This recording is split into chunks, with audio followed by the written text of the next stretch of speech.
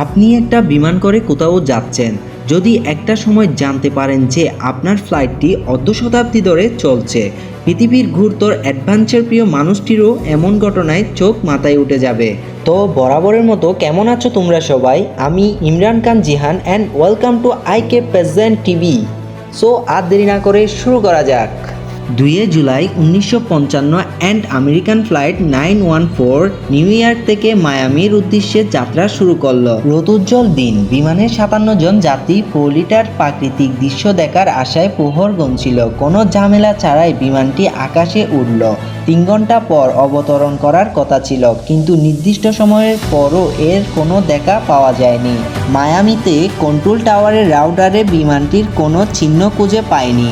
যখন নিউ ইয়র্কে যোগাযোগ করা হলো তখন জানা গেল আকাশপথে হারিয়ে গেছে ফ্লাইট 914। রেডিওর মাধ্যমে পাইলটের সাথে যোগাযোগ করতে ব্যর্থ হয় এয়ার ট্রাফিক কন্ট্রোলের কর্মকর্তারা। আকাশেই হারিয়ে যায় ফ্লাইটটি। বিমানে থাকা একজন মানুষেরও কোনো সন্ধান পাওয়া যায়নি। তদন্ত শুরু হলো। নিউ ইয়র্ক থেকে আটলান্টিক মহাসাগরে পাড়ি দিয়ে পোলিটার পৌঁছাতে হয়। একটা ব্যাখ্যা হতে পারে যে বিমানটি তার যাত্রাপথে বিধ্বস্ত হয়েছিল। উদ্ধারকারী দল চরণীয় অভিযানে নামলো, কিন্তু কোথাও কিছু পাওয়া গেল না। 61 জন মানুষ যেন একেবারে হাওয়ায় মিলিয়ে গেল। এই কেসটা কখনো সমাধান পাওয়া যায়নি।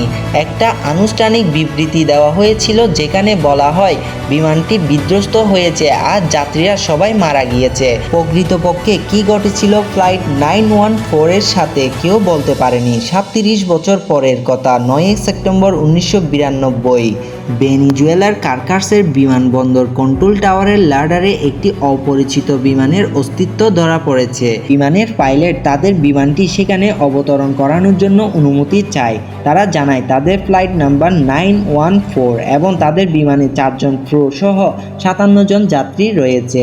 এবং 22 জুলাই 1955 তারিখে নিউ ইয়র্ক থেকে মায়ামির উদ্দেশ্যে যাত্রা শুরু করেছিল। এরপর বিমানটির পাইলট কন্ট্রোল টাওয়ারের কাছে এই বিমানবন্দরের অবস্থান জানতে চায়। কন্ট্রোল টাওয়ার থেকে জানানো হয় এটি ভেনিজুয়েলার কারকাস বিমানবন্দর আর সময়টা 1992 সাল। আর তাছাড়া এটি মায়ামি থেকে প্রায় 1800 কিলোমিটার দূরে অবস্থিত। এটা জানার পর পাইলট এবং সহকারী পাইলট খুবই বিস্মিত হন এবং তারা বলতে থাকে, oh my God, how is a possible. Control tower বিমানটিকে অবতরণের অনুমতি দেয়। বিমানটি যখন মাটির কাছাকাছি চলে আসে তখন দেখা যায় সেটা একটি তাছার DC-4 এয়ারক্রাফট। পাইলটদের কথাবার্তা থেকে বোঝা যাচ্ছিল যে তারা খুবই অবাক হয়েছে। এখানে বিমানবন্দর এমন বিমানগুলো দেখে যেন মনে হচ্ছিল এগুলো বিমান নয়, বরং কোনো ভিনগ্রহীয় এলিয়েনের স্পেসশিপ। রানওয়ে স্পর্শ করার পরপরই পাইলট 2 জন সিদ্ধান্ত নেয় তারা এখানে অবতরণ করবে না।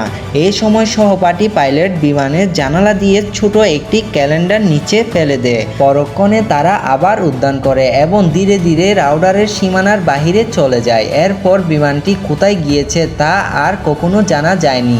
ওই ঘটনার পর আমেরিকার তদন্তকারী সংগঠন FBI এই ঘটনার সাথে সম্পর্কিত সকল প্রকার তথ্য উপাত্ত সর্বোচ্চ গোপনীয়তার সাথে তাদের আয়ত্তে নিয়ে নেয়। এই সম্পর্কে আর কিছু জানা যায়নি।